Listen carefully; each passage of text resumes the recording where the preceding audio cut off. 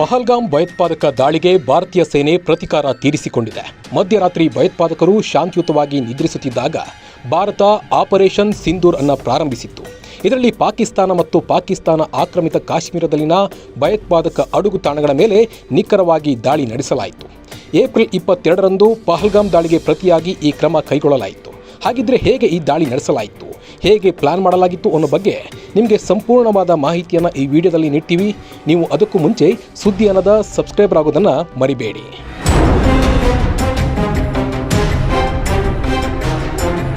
ಪಹಲ್ಗಾಮ್ ದಾಳಿ ಭಾರತ ಮಾತ್ರವಲ್ಲದೆ ಇಡೀ ವಿಶ್ವವನ್ನೇ ಬೆಚ್ಚಿ ಬೀಳಿಸಿತ್ತು. ಶಾಂತವಾಗಿದ್ದ ಕಣಿವೆ ನಾಡಿನಲ್ಲಿ ನೆತ್ತರು ಹರಿಸಿದ್ದ ಉಗ್ರರು ಪ್ರವಾಸಿಗರನ್ನ ಸಾಯಿಸುವ ಮುನ್ನ ಅವರ ಧರ್ಮ ಕೇಳಿ ಸಾಯಿಸಿದ್ದು ಮತ್ತಷ್ಟು ಆಕ್ರೋಶಕ್ಕೆ ಕಾರಣವಾಗಿತ್ತು. ಸಾಲದೆಂಬಂತೆ ಈ ರಕ್ಕಸರು ಹೋಗಿ ಮೋದಿಗೆ ಇದನ್ನ ಹೇಳಿ ಎನ್ನುವ ಮೂಲಕ ಭಾರತಕ್ಕೆ ಸವಾಲೆಸೆದಿದ್ರು. ಮೋದಿಗೆ ಹೇಳಿದ ಮೇಲೆ ಉಗ್ರರ ನೆತ್ತರು ಹಾರಿಸೋಕೆ ಪಕ್ಕ ಪ್ಲಾನ್ ಮಾಡಲಾಗಿತ್ತು. ಉಗ್ರರ ಹೆಡೆಮುರಿ ಕಟ್ಟೋ ಸ್ಕೆಚ್ ಹಾಕಲಾಗಿತ್ತು. ಅದು ಸಕ್ಸಸ್ ಆಗಿದೆ. ಭಾರತವು ಪಾಕಿಸ್ತಾನದ 9 ಉಗ್ರ ನೆಲೆಗಳ ಮೇಲೆ ವಾಯುದಾಳಿ ನಡೆಸಿದೆ. ಈ ದಾಳಿಗೆ ಆಪರೇಷನ್ ಸಿಂಧೂರ್ ಎಂದು ಹೆಸರಿಡಲಾಗಿದೆ. ಜಮ್ಮು ಮತ್ತು ಕಾಶ್ಮೀರದ ಪಹಲ್ಗಾಮ್ನಲ್ಲಿ ನಡೆದ ಭಯೋತ್ಪಾದಕ ದಾಳಿಯ ನಂತರ ಇಡೀ ದೇಶವು ಕೋಪದ ಬೆಂಕಿಯಲ್ಲಿ ಉರಿತಾ ಇತ್ತು. ಪ್ರತಿಯೊಬ್ಬ ಭಾರತೀಯನೂ ಪಾಕಿಸ್ತಾನದ ವಿರುದ್ಧ ಸೇಡು ತೀರಿಸಿಕೊಳ್ಳುವ ಬಗ್ಗೆ ಮಾತನಾಡ್ತಿದ್ದ. ಭಾರತವು ಸೇಡು ತೀರಿಸಿಕೊಳ್ಳಲು ನಿರಂತರವಾಗಿ ಸಿದ್ಧತೆ ನಡೆಸ್ತಾ ಇತ್ತು. ದಾಳಿಯ ಕೆಲವು ದಿನಗಳ ನಂತರ ಸೇನೆಗೆ ಮುಕ್ತ ಸ್ವಾತಂತ್ರ್ಯವು ನೀಡಲಾಯಿತು. ಮೇ 7ರಂದು ಬೆಳಗಿನ ಜಾವ 2 ಗಂಟೆ ಸುಮಾರಿಗೆ ಭಾರತೀಯ ಸೇನೆಯು ಪಾಕಿಸ್ತಾನದಲ್ಲಿರುವ 9 ಭಯೋತ್ಪಾದಕ ನೆಲೆಗಳ ಮೇಲೆ ವಾಯುದಾಳಿ ನಡೆಸಿದೆ. ಈ ದಾಳಿಯ ನಂತರ ಜನರು ತಮ್ಮ ಮನೆಗಳನ್ನು ತೊರೆಯಬೇಕೆಂದು ಮಸೀದಿಗಳಿಂದ ಘೋಷಣೆಗಳು ಬರ್ತಾವೆ. ಭಾರತದ ಮೇಲೆ ಭಯೋತ್ಪಾದಕ ದಾಳಿಯನ್ನು ಯೋಜಿಸಿ ಕಾರ್ಯಗತಗೊಳಿಸುತ್ತಿದ್ದ ಅಡುಗು ತಾಣಗಳು ಈಗ ನಾಶವಾಗಿವೆ. 2 ವಾರದಲ್ಲೇ ಭಾರತದ ಉತ್ತರ. ಪಹಲ್ಗಾಮ್ ದಾಳಿ ಇಡೀ ದೇಶವನ್ನೇ ಕೆರಳಿಸಿತ್ತು. ಉಗ್ರ ಸಂಹಾರ ಮಾಡಲೇಬೇಕೆಂಬ ಕೂಗೆದ್ದಿತ್ತು. ಇದೀಗ ಉಗ್ರರನ್ನು ಸಂಹಾರ ಮಾಡುವ ಮೂಲಕ ಭಾರತೀಯ ಸೇನೆ ಅವರ ಅಟ್ಟಹಾಸಕ್ಕೆ ತಕ್ಕ ಉತ್ತರ ಕೊಟ್ಟಿದೆ. ಮೋದಿಯ ಬಳಿ ಹೋಗಿ ಹೇಳು ಅಂದಿದ್ದವರನ್ನ ಆಪರೇಷನ್ ಸಿಂಧೂರ್ ಅಡಿಯಲ್ಲಿ ಮಿಲಿಟರಿ ದಾಳಿ ನಡೆಸಿ ಛಿದ್ರಗೊಳಿಸಲಾಗಿದೆ. ಭಾರತದ ಈ ದಾಳಿಯಲ್ಲಿ ಭಯೋತ್ಪಾದಕ ಅಡುಗುತಾಣಗಳನ್ನು ಗುರಿಯಾಗಿಸಿಕೊಂಡಿದೆ.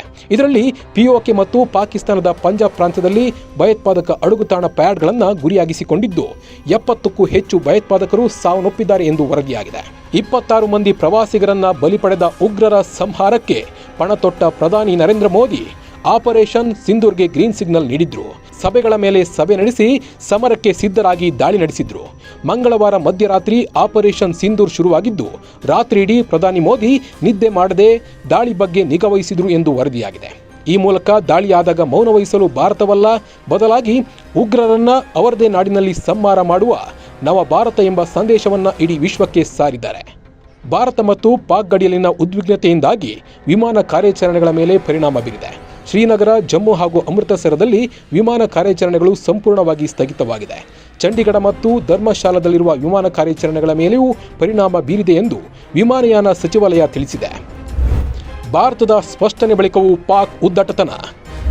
ಭಾರತ ಪಾಕಿಸ್ತಾನದ ಮಿಲಿಟರಿಗೆ ಯಾವುದೇ ಹಾನಿ ಮಾಡದೆ ಕೇವಲ ಉಗ್ರರ ನೆಲೆಗಳನ್ನಷ್ಟೇ ನಾಶ ಮಾಡಿದೆ. ಆದರೆ ಪಾಕಿಸ್ತಾನವು ಗಡಿಯಾಚೆಗಿನ ಭಾರತದ ಹಳ್ಳಿಗಳ ಮೇಲೆ ಗುಂಡಿನ ದಾಳಿ ಮಾಡಿದೆ.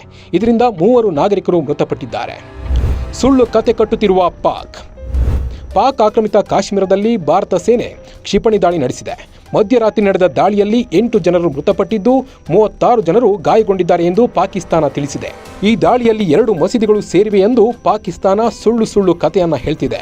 ತನ್ನ ಬಣ್ಣ ಬಯಲಾಗುತ್ತೆ ಎಂದು ಉಗ್ರರ ಸಾವಿನ ಸಂಖ್ಯೆಯನ್ನು ಕೂಡ ಮುಚ್ಚಿಡ್ತಿದೆ. ಪಾಕ್ ಯುದ್ಧ ವಿಮಾನಗಳು ಹೊಡೆದು ಹಾಕಿದ ಭಾರತ. ಮಿಡ್ನೈಟ್ ಆಪರೇಷನ್ ಸಿಂಧೂರ ಕಾರ್ಯಾಚರಣೆ ವೇಳೆ ಪಾಕಿಸ್ತಾನದ JF-17 ಯುದ್ಧ ವಿಮಾನವನ್ನು ಭಾರತ ಹೊಡೆದು ಹಾಕಿದೆ.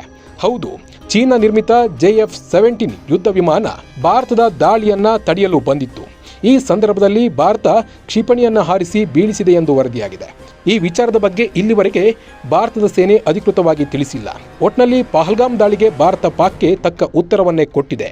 ಈ ಮೂಲಕ ಭಾರತದ ಶಕ್ತಿಯನ್ನ ಜಗತ್ತಿನ ಮುಂದೆ ತೋರಿಸಲಾಗಿದೆ. ಈ ಬಗ್ಗೆ ನಿಮ್ಮ ಅನಿಸಿಕೆ ಮತ್ತು ಅಭಿಪ್ರಾಯವನ್ನು ಕಮೆಂಟ್ ಮೂಲಕ ತಿಳಿಸಿ. ನಮಸ್ಕಾರ.